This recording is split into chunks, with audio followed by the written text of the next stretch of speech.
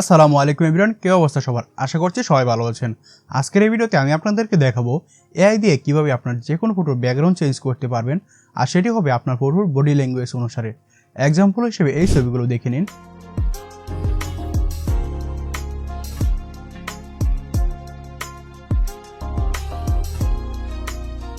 আপনিও যদি এআই দিয়ে আপনার মনের মতো ব্যাকগ্রাউন্ড ক্রিয়েট করতে চান, তাহলে ভিডিওটি না টেনে শেষ পর্যন্ত দেখতে থাকুন। আর আমাদের চ্যানেল নতুন হয়ে থাকলে চ্যানেলটিকে সাবস্ক্রাইব করে পাশে থাকা বেল বাটনটি অন করে দিবেন, যাতে করে আমাদের পরবর্তী কোনো ভিডিও আপনার মিস না হয়ে যায়। চলুন সরাসরি মোবাইল স্ক্রিনে চলে যাওয়া যাক। ব্যাকগ্রাউন্ড চেঞ্জ করার জন্য আমাদের প্রয়োজন পড়বে ফটোরুম নামক একটি অ্যাপটি ইনস্টল করা হয়ে গেলে ওপেন করার পর এরকম একটি ইন্টারফেস আসবে। দেন এখানে কন্টিনিউ ক্লিক করবেন। তারপর এখান থেকে যে কোনো একটি সিলেক্ট করে দেন এই পেজে এসে স্কিপে ক্লিক করবেন। তারপর উপরে এই ক্রস আইকনে ক্লিক করবেন। গ্যালারি থেকে ছবি ইম্পোর্ট করার জন্য স্টার্ট ফ্রম ফটোতে ক্লিক করবেন। দেন আপনি যেই ফটোটির ব্যাকগ্রাউন্ড চেঞ্জ করতে চান সেই ফটোটি সিলেক্ট করে নিন। ফটো সিলেক্ট করা হয়ে গেলে অটোমেটিক ব্যাকগ্রাউন্ডটি রিমুভ হয়ে যাবে। দেন আপনাদের সামনে এরকম একটি ইন্টারফেস চলে আসবে।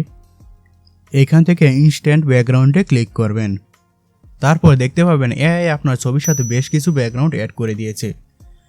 আপনি যদি নিচের দিকে স্ক্রল করেন, এখানে আপনি বেশ কিছু টেমপ্লেট দেখতে পারবেন। এখানে আপনি যেটিতে ক্লিক করবেন সেটির মাধ্যমে আপনার ব্যাকগ্রাউন্ড ক্রিয়েট করা হয়ে যাবে। কিন্তু আমরা এগুলো দিয়ে ব্যাকগ্রাউন্ড ক্রিয়েট করব না। ব্যাকগ্রাউন্ড ক্রিয়েট করার জন্য আমরা প্রম্পট ইউজ করব।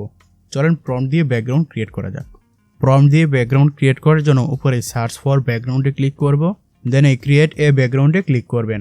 আপনাদের জন্য অ্যাপের সাথে বেশ কিছু প্রম্পটও আমি দিয়ে দিব, যেগুলো ইউজ করে আপনি খুব সহজেই ব্যাকগ্রাউন্ড ক্রিয়েট করতে পারবেন। ক্রিয়েট এ ব্যাকগ্রাউন্ডে ক্লিক করার পর এরকম চলে আসবে।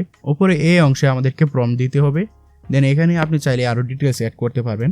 আমি এখানে ডিটেলস না দিয়ে জেনারেট ইমেজে ক্লিক করছি। ক্লিক করার সাথে সাথে আমাদের জন্য ব্যাকগ্রাউন্ড ক্রিয়েট হতে শুরু করবে। আপনি এখান থেকে জেনারেট ফর মোরে ক্লিক করতে থাকবেন। যতক্ষণ পর্যন্ত আপনার মনের মতো ব্যাকগ্রাউন্ড খুঁজে না পাবেন, ততক্ষণ পর্যন্ত আপনি জেনারেট ফর মোরে ক্লিক করবেন।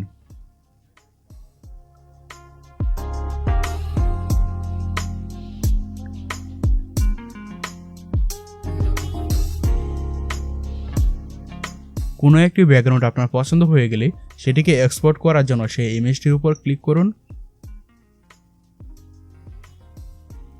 দেন এই এক্সপোর্টে ক্লিক করুন। দেন এখান থেকে সেভ টু গ্যালারিতে ক্লিক করুন। তাহলেই দেখবেন যে আপনার ছবিটি আপনার গ্যালারিতে সেভ হয়ে গেছে। এবার চলেন অন্য একটি ইমেজ দিয়ে ট্রাই করা যাক। আমি সেম প্রসেসটি ফলো করে আমার অন্য একটি ইমেজ নিয়ে আসছি।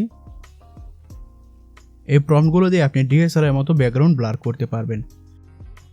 আশা করছি অলরেডি আপনারা এই পুরো বিষয়টি বুঝতে পেরেছেন।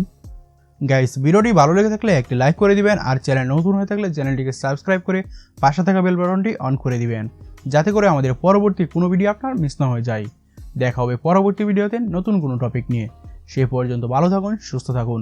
আল্লাহ হাফেজ।